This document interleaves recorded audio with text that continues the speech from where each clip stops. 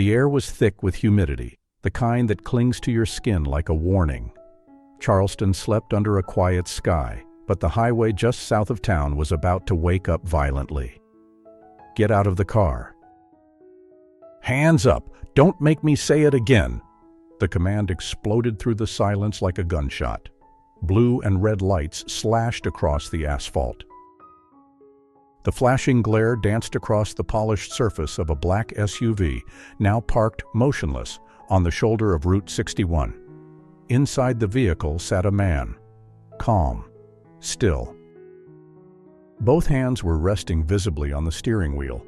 He didn't move, not because he was afraid, but because he'd been here before, because he knew the rules of survival when you're black and it's after midnight, because men like him are taught from a young age that compliance isn't about guilt, it's about staying alive. The officer's voice came again, louder this time. No courtesy, no explanation. No reason, just volume, just dominance, just control. Outside, two figures advanced, white uniforms against the backdrop of a bruised southern night. Their posture said everything. Guns drawn, eyes narrowed, steps heavy with assumptions. The man in the SUV blinked slowly, as if savoring one last moment of peace before stepping into something that could change his life, or end it. He wasn't speeding. He hadn't swerved. No taillight was out. But none of that mattered. Not here, not tonight, not to them. His name was Marcus Reed, though they hadn't asked. They hadn't asked anything. They didn't want answers. They wanted obedience. He was 54, a widower, a father, a former senior advisor to the Department of Homeland Security. But none of that could be seen from the outside. To the two officers approaching him now, he was simply a black man in a nice car.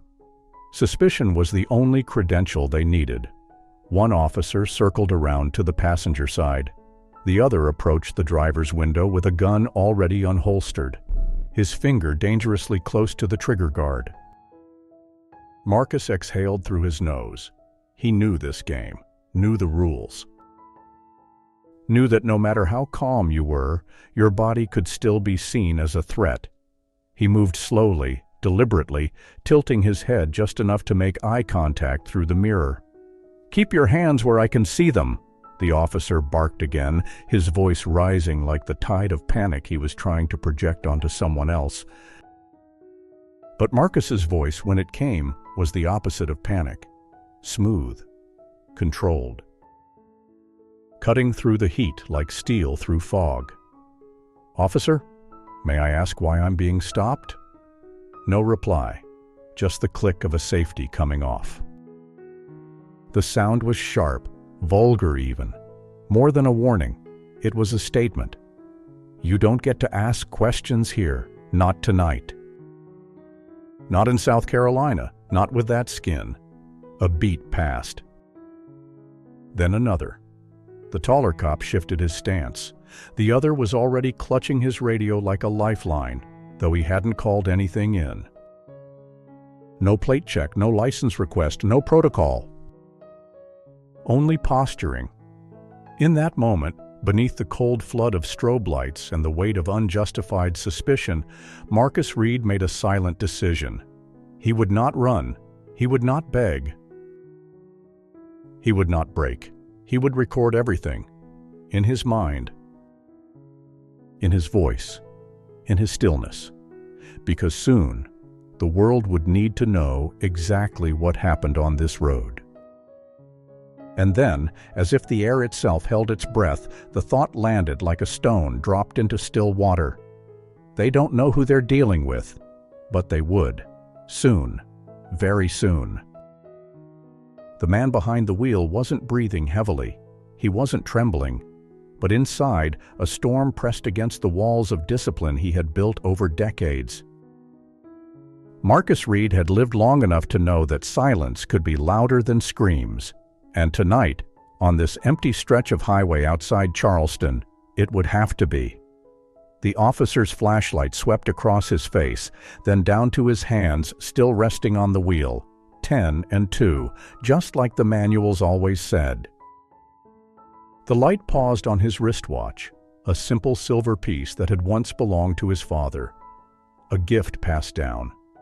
A reminder that black men who survive this country do so through patience, precision, and pride. He didn't move. Not yet. Not until they told him what they wanted. Not until he had to. The breath he took was so quiet it felt like rebellion. To breathe calmly when someone wants you to panic, that too was a kind of power. Marcus had worn many uniforms in his life. First, the green fatigues of a young Marine. Then, the tailored blue of a Homeland Security agent when he was recruited for threat assessment during the early days of post-9/11 reform.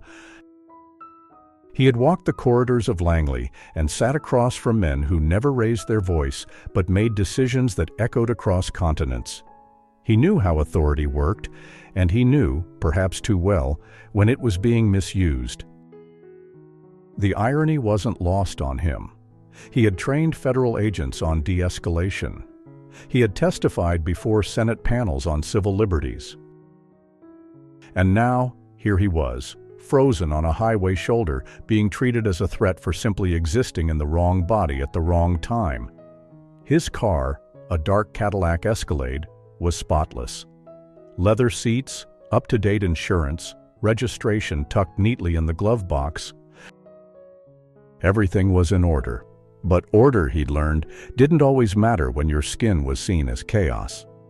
From the corner of his eye, he saw the second officer, taller, leaner, more twitch than muscle, circling the rear of the vehicle.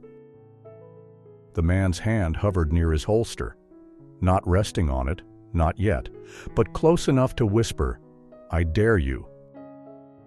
Marcus's grip tightened ever so slightly on the steering wheel, not from fear, but from the calculation. What came next would depend entirely on how much they wanted this to go wrong, and whether they could live with the consequences if it did. He remembered the conversation he had had just 3 nights earlier at a security roundtable in D.C., a debate about implicit bias and law enforcement protocols. Someone, bright, fresh out of grad school, had asked, "Do you think it's really that bad out there?" Marcus had leaned back in his chair, smiled without humor. "You'll know how bad it is when the badge in your pocket means less than the pigment on your skin." Now that hypothesis was being field-tested in real time. The officer at the window, badge reading C. Carter, tapped on the glass again, more impatient this time.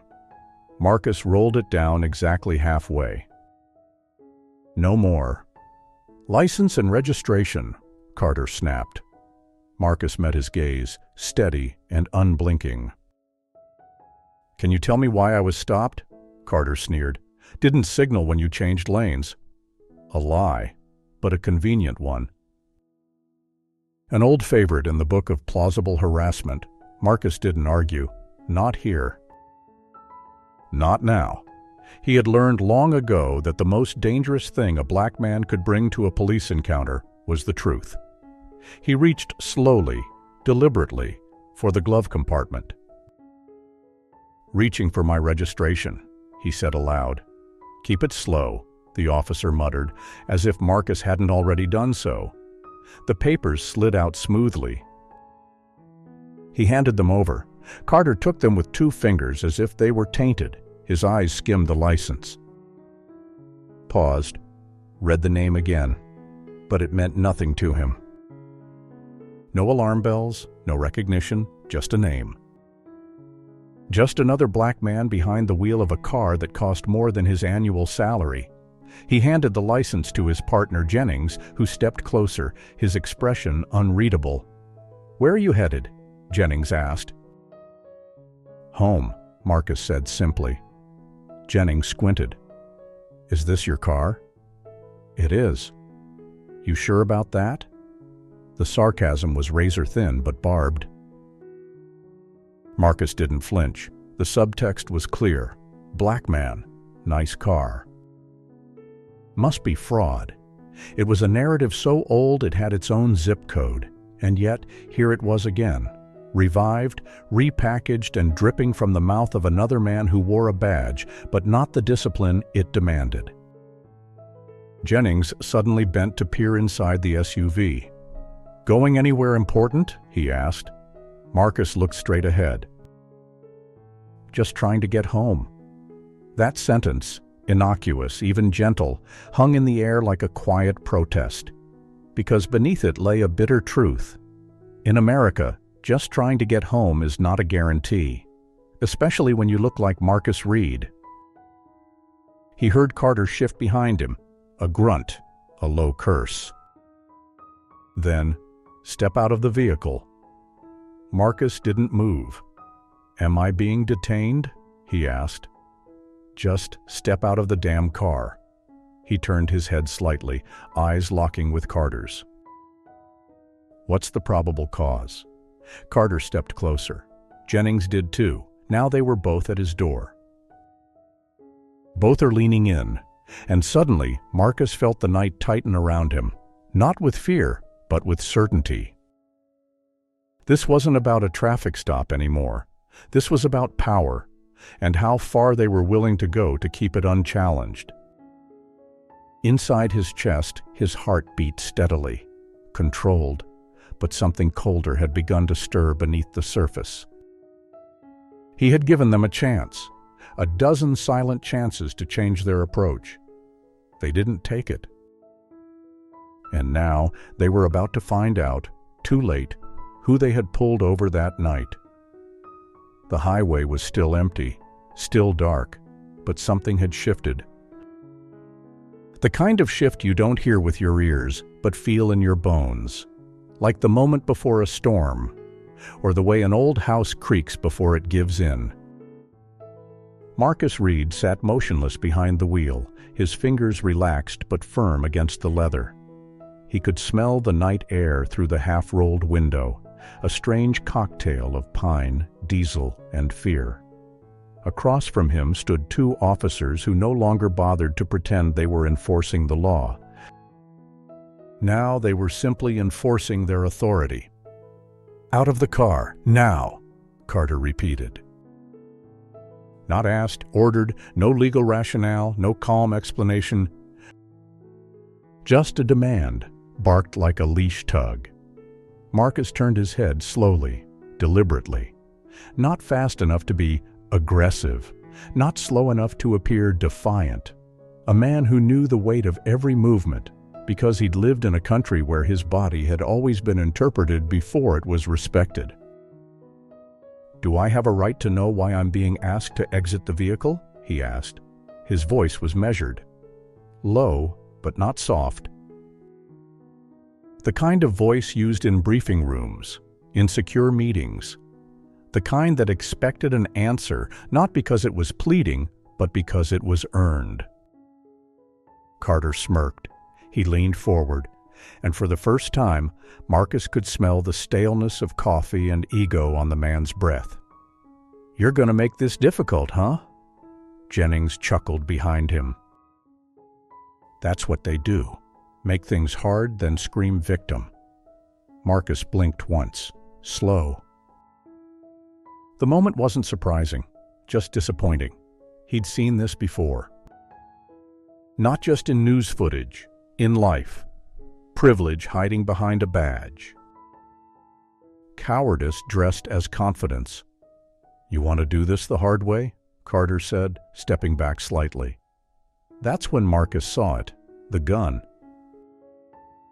Not just resting on his hip, but in his hand, drawn. Angled, pointed. The barrel hovered, not directly aimed at his chest, yet close enough to speak the language of escalation. A cold voice disguised as steel. "Get out of the car." The silence that followed wasn't passive. It was deliberate. Marcus stared down the barrel. He'd seen guns before, carried them, cleaned them, taught others how to use them. But this was different. This one wasn't about war. It wasn't about defense. It was about reminding a black man that no amount of service, no resume, no rank could insulate him from someone's fragile sense of power. He raised his hands, slowly, smoothly, as if orchestrating his own surrender like a symphony. "I'm complying," he said evenly. "Just know, I'm doing this for your safety, not mine." Carter didn't get it. But Jennings flinched, just a flicker, like something in the tone had hit too close to the truth. Marcus reached for the door handle, unlatched it, and stepped out, not with fear, but with intention. The air was colder outside the car, or maybe it just felt that way with two guns nearby. He stood tall, 6 feet, 2 inches. Shoulders square, chin level, no sudden moves. No dropped gaze, just presence, controlled. Calculated. "Turn around," Carter ordered. Marcus didn't. "On what grounds?" he asked. A question, not a challenge, but Carter saw it as the latter. "Because I said so," he snapped. Jennings stepped closer, eager to join the game now that his partner had thrown down the gauntlet. "Let's go." "Hands behind your back." Marcus didn't move. Not yet. He had been patient. Patience when they lied. Patience when they are insulted. Patient even when they drew their weapon. But now they wanted him to kneel, not for a legal reason, not because he posed a threat, but because power always demands posture. "I will not kneel," Marcus said, voice even. The highway around them fell silent again, as if even the trees were listening. Carter blinked. "What?" Marcus took a slow breath. "I said, I will not kneel." The weight of the words cracked something invisible. Like a thread pulled too tightly, like a script suddenly tossed aside. Jennings reached out and shoved Marcus hard against the car. "You don't give orders here," he shouted. Marcus stumbled but righted himself, still standing. Carter stepped forward, frustration simmering beneath the surface. "You think you're above this? Above us?" He raised the gun again, this time directly at Marcus's head. For a moment, the world shrank to the size of that barrel. Marcus's eyes didn't blink. "I think," he said slowly, "that if you pull that trigger, the only thing you'll accomplish is proving me right." His voice didn't tremble. His body didn't shift. He was no longer just a man. He was a mirror. And they were starting to see themselves in it. The gun stayed raised, but something had changed. Even Jennings felt it. That this man wasn't resisting. He was revealing. Revealing the fear behind the badge. Revealing the system that protects force but not justice.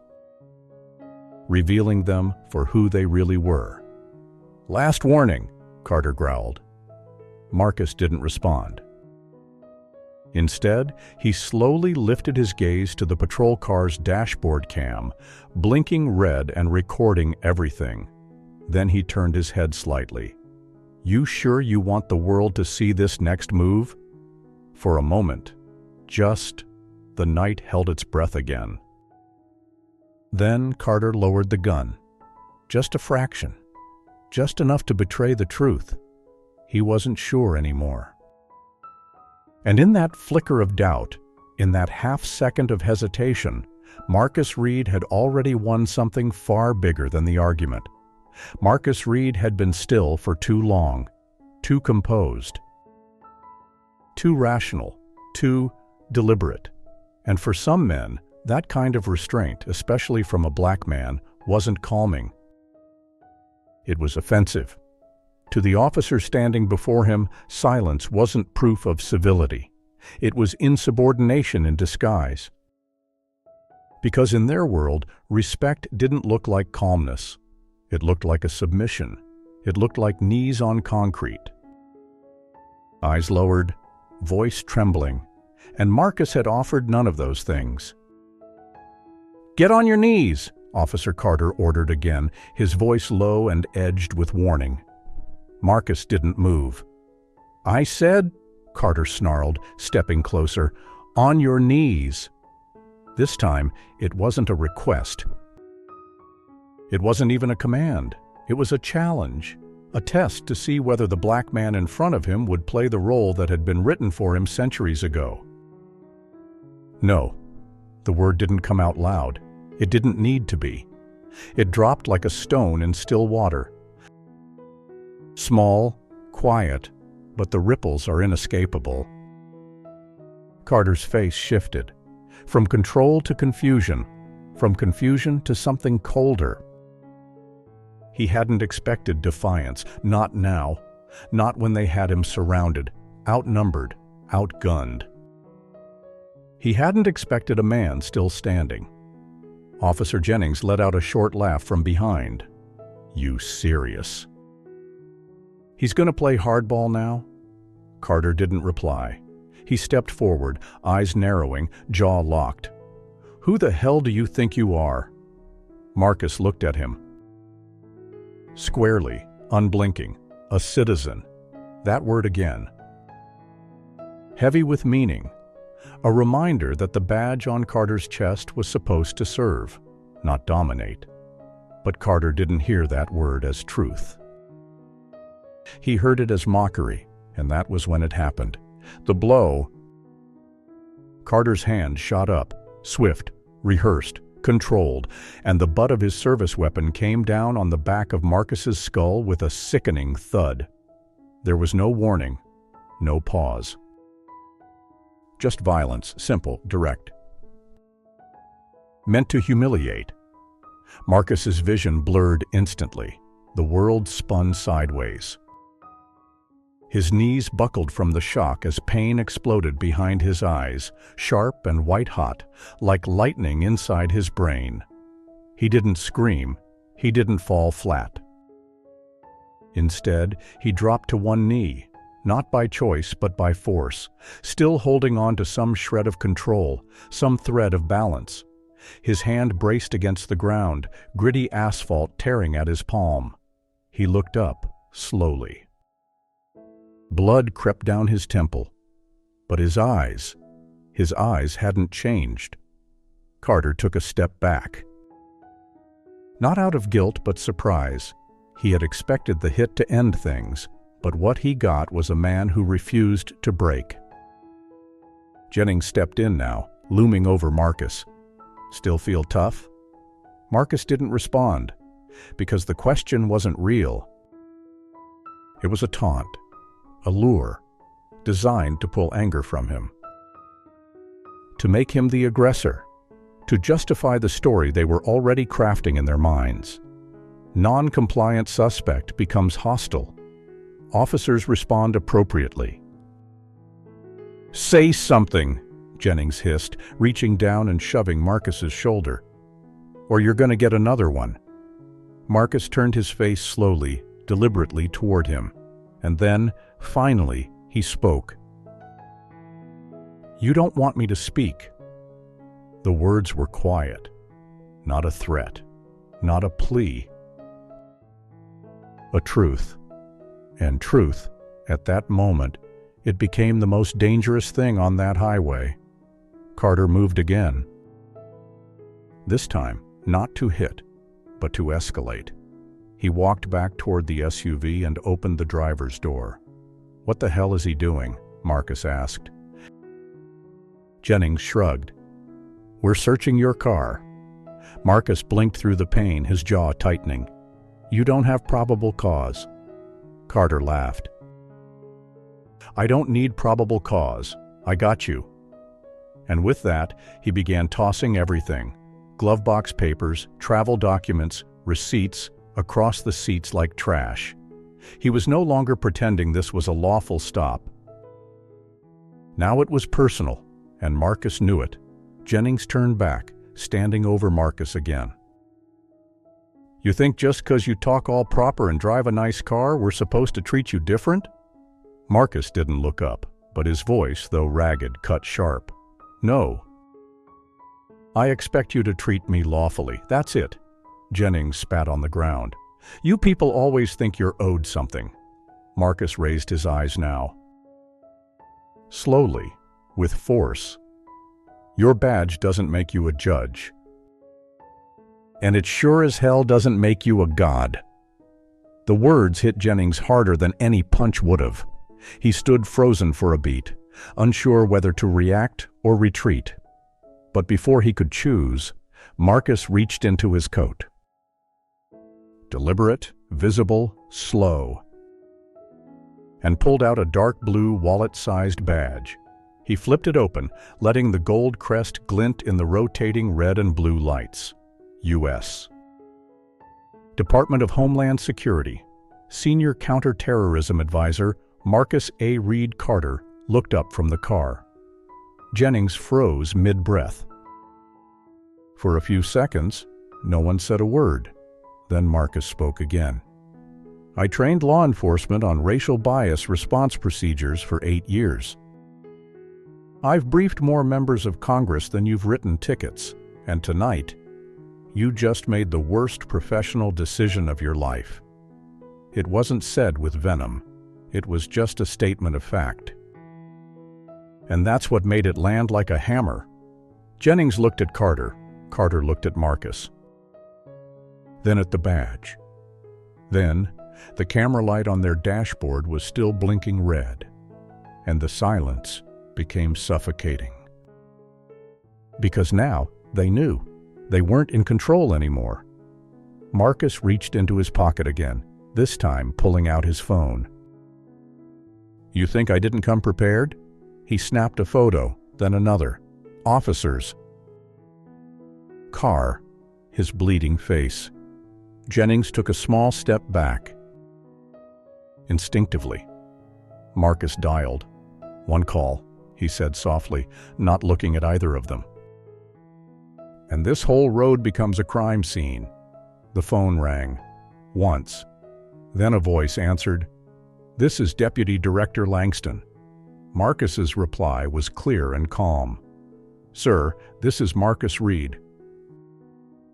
I've just been assaulted, racially profiled, and unlawfully detained by 2 local officers outside Charleston. I need immediate intervention." Langston's voice sharpened. "Names? I'll send you photos." He clicked. Sent. Waited. Less than 10 seconds later, Carter's shoulder-mounted radio crackled to life. "Unit 143, release the individual immediately. Stand down. That is a direct order." The faces of both officers went pale. Jennings took a half step back. Carter blinked twice. Swallowed. Marcus didn't move, didn't gloat. He just looked them in the eye and said, "If I weren't Marcus Reed, I'd be in the back of that car right now." It began, not with sirens or flashing lights, but with a voice on the other end of a phone call. A voice calm enough to stop hurricanes, a voice that, in Washington, made things move, without needing to shout. "Marcus, what's going on?" The voice belonged to Deputy Director Alan Langston, second in command at Homeland Security. Former Marine, trusted by presidents, feared by politicians. Marcus stood upright now, his suit torn at the shoulder, blood trailing from his temple in a thin, stubborn line. But his posture hadn't changed.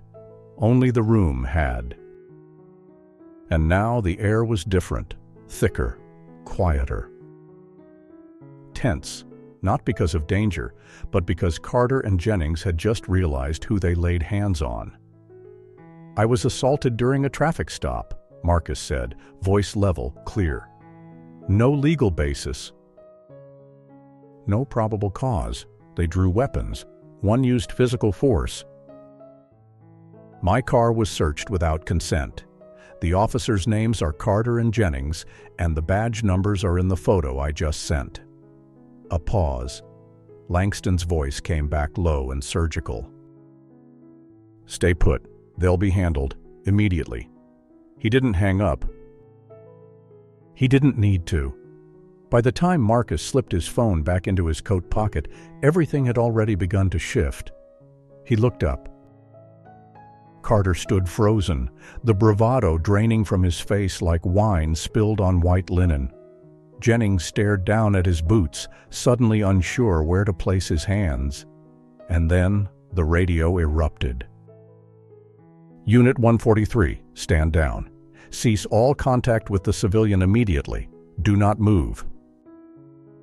Do not speak. Internal affairs en route. That was the moment it turned, the pivot. The quiet gasp in the script where even the aggressors realize they've gone too far. Marcus didn't gloat. He didn't need to. Because silence now belonged to him, he stepped forward, slowly. No rush. Like a man who had just watched the ground settle after an earthquake, he approached the patrol car. Not menacing, just present. Carter instinctively stepped back. Jennings opened his mouth, closed it again. He had nothing. And Marcus, voice still composed, still frighteningly measured, spoke. You've just detained a federal agent with clearance you can't even spell, and all you saw was a black man in a nice car.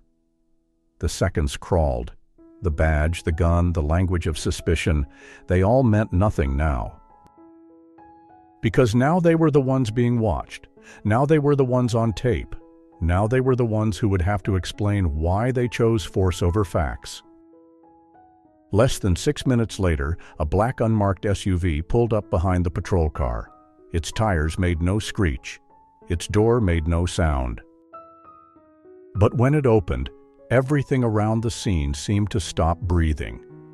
Out stepped Director Evelyn McMillan, head of Internal Affairs. Not tall.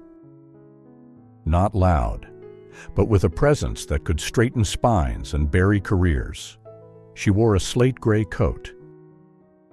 No badge on display, no need. Her face was unreadable, but her eyes were knives. She scanned the scene once. Her gaze fell on Marcus, bloodied but calm. Then, the officers, sweating in the cold. You two, she said, voice cool as glass. Back away from the vehicle. Carter tried to speak. Ma'am, we didn't know. She held up one hand. That was enough. I've reviewed the dash cam footage already. You knew enough. Jennings opened his mouth, desperate for dignity. He didn't comply. We followed protocol. McMillan didn't blink. Protocol? You mean the part where you pointed a gun at an unarmed man, conducted an illegal search, and struck a federal officer in the head? Jennings went pale. Carter stared at the pavement. Marcus remained silent. Not because he lacked the words, but this moment wasn't about proving he was right. It was about watching the machine that hurt him, too late to correct itself. McMillan turned to Marcus now. Colonel Reed, she said, her voice shifting with a note of respect that hadn't been heard all evening. Do you require medical assistance? Marcus shook his head slowly. No. But I do require accountability. McMillan nodded once. You'll have it. She turned back to the officers. Your weapons. Your badges, now. The sound of holsters unclicking, of metals hitting asphalt. Carter looked like he wanted to disappear. Jennings looked like he had already begun to. You're both suspended, effective immediately. Internal charges pending. Federal review has already been triggered. Carter muttered something under his breath. A protest. A plea? McMillan didn't flinch. Save it for your hearing. If there is one. She turned back to Marcus, pulling a card from her coat pocket. An official statement will be requested. You'll be contacted directly. He took it. Nodded, eyes steady. As she walked back toward her SUV, the scene felt inverted now. The victim is no longer isolated. The aggressors are now contained. And for once, in a system built on shadows, accountability had stepped into the light. Marcus stood beside his car now, adjusting the collar of his shirt. His hands shook, not from fear, but from the clarity that only comes after a storm. He knew the truth. This wasn't a victory. This was just survival. Another night where he happened to be powerful enough to survive something that thousands wouldn't. And that was what still stung more than the bruise at the back of his head. Before getting into his car, Marcus looked once more at the patrol vehicle. 2 officers who once believed they had control. 2 officers now face a reality they never imagined could touch them. And he said quietly, "If I didn't have that badge, you'd have buried me under paperwork by sunrise." It started the next morning, not with a press release, not with a news conference, but with a video, just under 2 minutes long, no dramatic music, no commentary. Just raw footage pulled directly from the dash cam of Unit 143. At first, it was just another clip in the Daily Scroll, a black man being shouted at, ordered to kneel, struck in the head, searched without a warrant. But then came the turn. A voice, calm, wounded, but unshaken. "You don't want me to speak." Then, "I am a federal agent." And finally, the quiet detonation that changed everything. "You've made a mistake you can't erase." By noon, the clip had been viewed 2.3 million times. By sunset, it had been translated into 5 languages. By midnight, it was on every national outlet, from MSNBC to Fox News, from NPR to TikTok. And with it came the headlines, "Traffic Stop or Targeted Assault." Homeland official brutalized by local police. He didn't kneel, so they hit him. You made a mistake you can't erase. The Marcus Reed video shocks America. What struck people wasn't just the violence, it was the composure. The fact that Marcus never raised his voice, never struck back, never even reached for his credentials until after the worst had already happened. He didn't fight them. He exposed them. The comment sections turned into courtrooms. Not everyone agreed, but everyone was watching. Some tried to defend the officers. He didn't follow orders. Others replied, he followed the Constitution. That's the difference. But the center of gravity was clear. This wasn't just about Marcus Reed. It was about every man who wasn't Marcus Reed and didn't walk away. Within 48 hours, Homeland Security issued a formal statement. "We are fully cooperating with federal investigators regarding the unlawful detention and assault of Colonel Marcus A. Reed. We will not tolerate the abuse of our personnel or any citizen under the color of law." The Attorney General echoed it. What happened to Colonel Reed is not an isolated incident. It is a symptom of a disease that runs deep in our system, and it's time we stopped pretending otherwise. Local officials in Charleston scrambled. Mayor Jameson, who had once dismissed concerns of racial profiling as media exaggeration, now found himself in front of a podium, eyes twitching under the pressure of national scrutiny. He called it regrettable. He called it unacceptable. But no one was listening to his words. They were watching the video. And what the video showed, clearly, undeniably, was a system caught in the act. Not just 2 bad officers, but a culture that had trained them to believe they were untouchable. Civil rights groups responded immediately. The NAACP, Color of Change, ACLU, all issued calls for a full federal investigation, not just into Carter and Jennings, but into the entire department. A petition demanding reform in the Charleston Police Department reached 500,000 signatures in 24 hours. Protests began forming in front of City Hall, silent but thick with presence. They didn't chant Marcus's name. They chanted the names of those who never had a badge to hold up. Who has never gotten that one phone call? who disappeared into silence, headlines, and hashtags. Meanwhile, inside the department, panic set in. Phones rang constantly. Officers whispered in corners. Supervisors buried themselves in policies they hadn't read in years. Because they weren't just afraid of punishment. They were afraid of exposure. If this happened to a federal agent, then what would they have done to the ones without cameras, without voices, and without power? An internal audit was ordered. Every stop, every use of force report. Everybody's camera footage from the last 12 months, and what they found wasn't just misconduct, it was a pattern. Black drivers were pulled over at 5 times the rate of white drivers, searches without warrants, resisting arrest charges with no arresting offense. Excessive force complaints that mysteriously vanished in bureaucracy. The thin blue line cracked open, and what poured out was rot. And through it all, Marcus remained quiet. He turned down interviews, declined TV appearances, refused to let his face be turned into a symbol.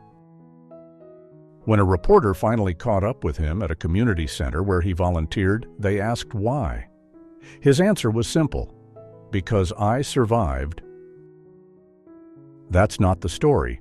The story is why others didn't. But behind the scenes, Marcus was far from passive. He was already working with federal officials to draft what would become known as the Reid Protocol, a national policy framework requiring independent review boards for police misconduct, automatic release of body cam footage, and mandatory federal oversight for departments with repeated civil rights violations.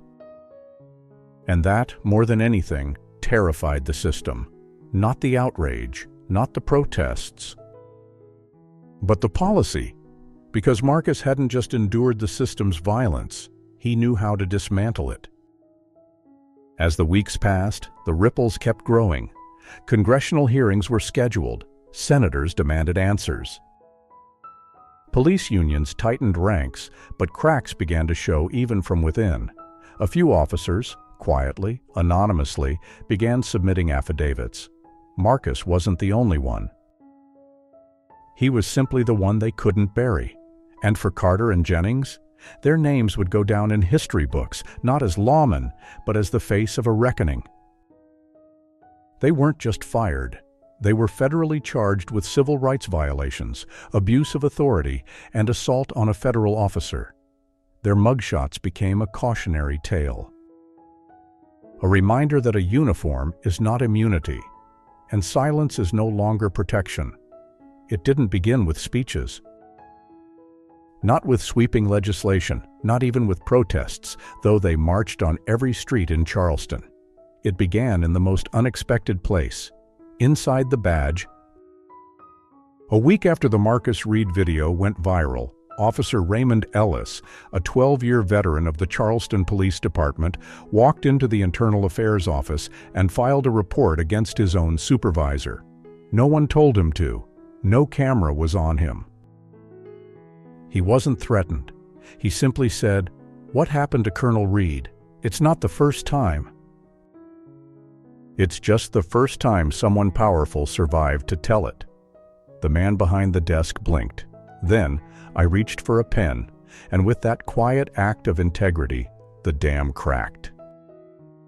By the end of the month, 11 more officers from departments across South Carolina filed internal complaints, some anonymously, others with names, photos, and documents.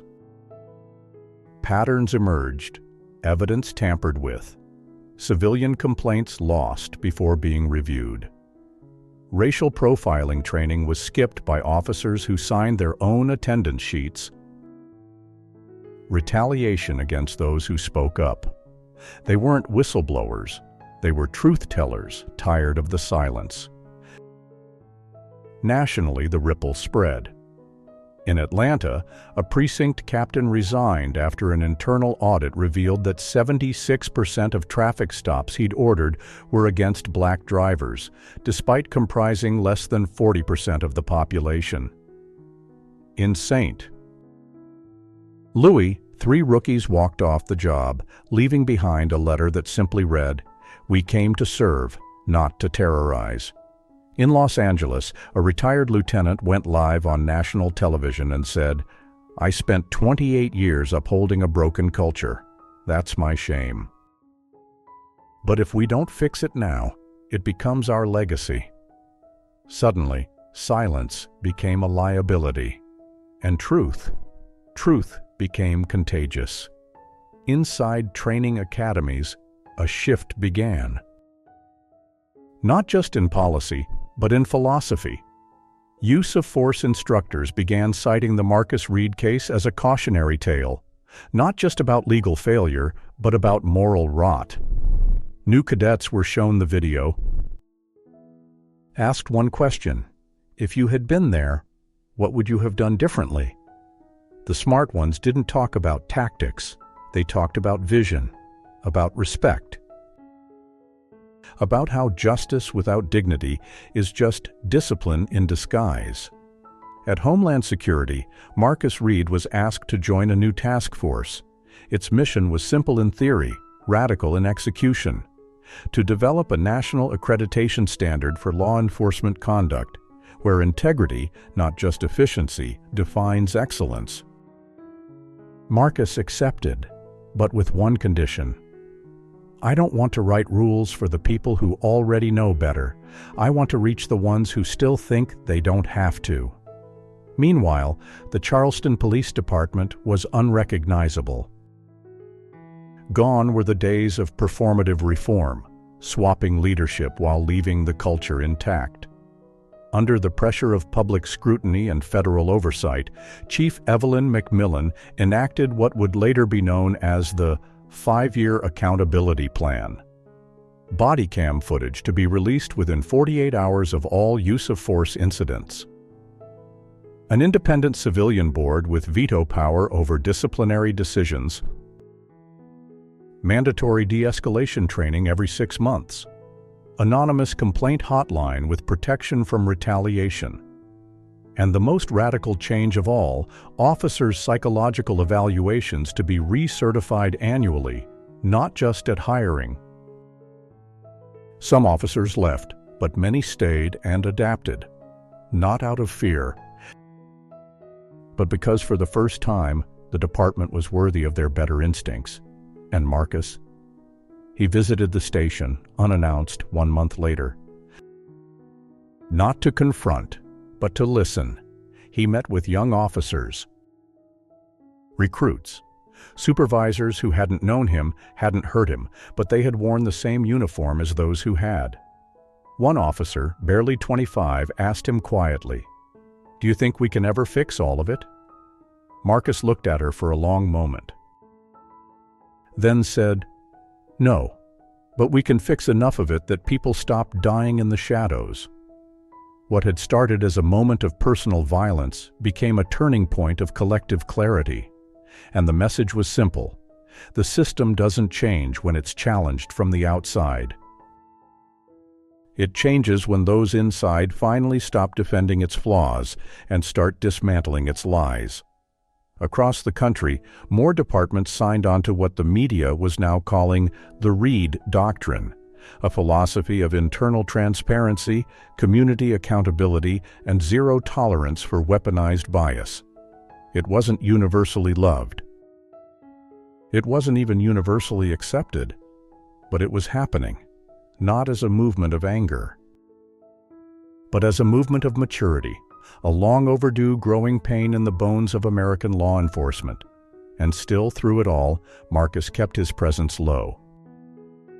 He declined awards, turned down magazine covers.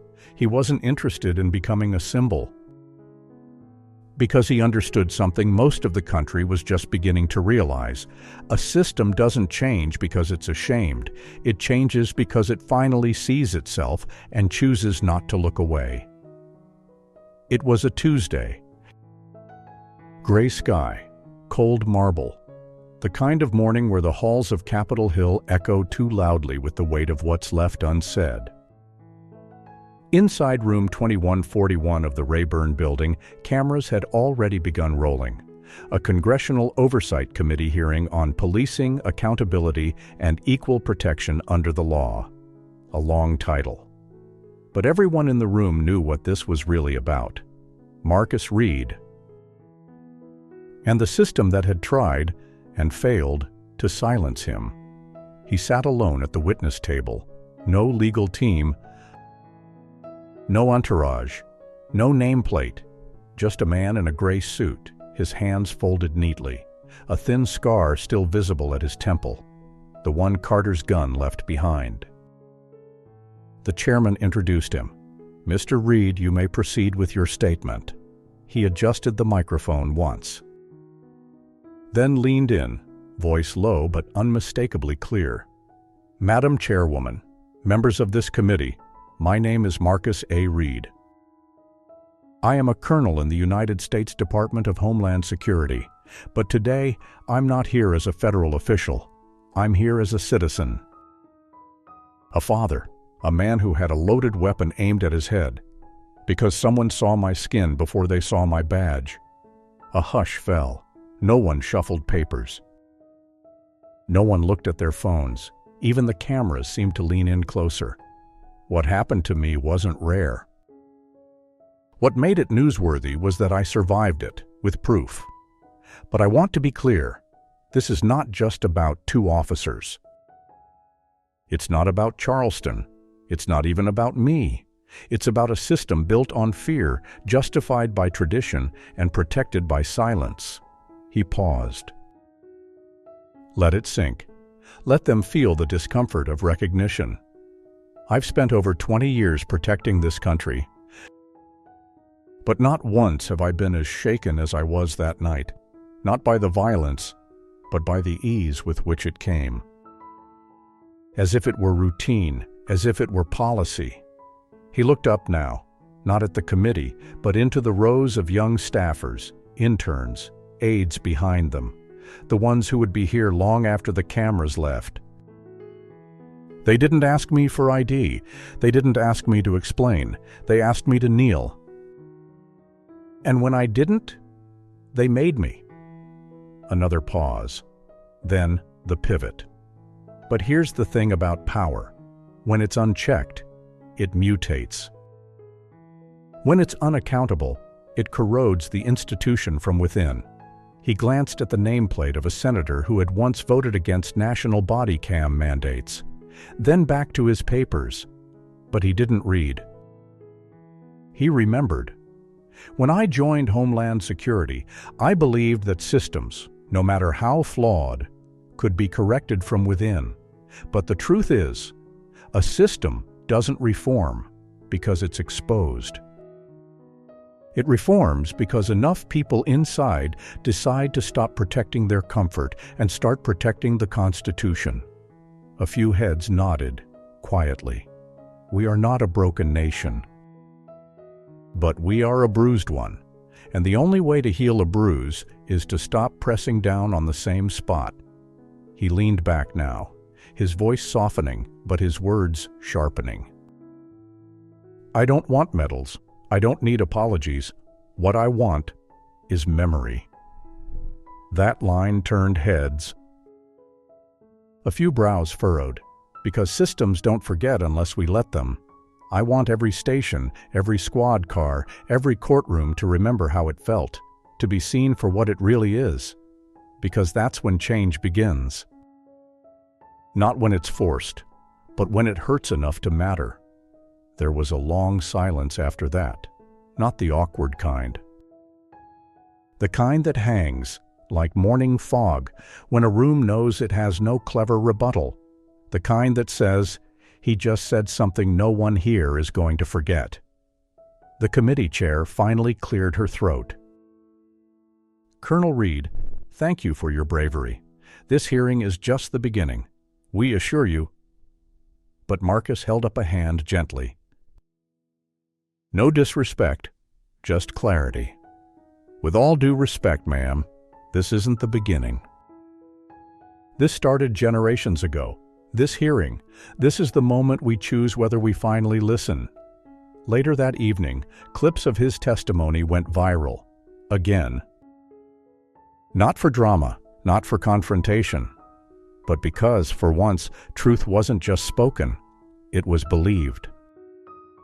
Across the country, conversations began, in police departments, in classrooms.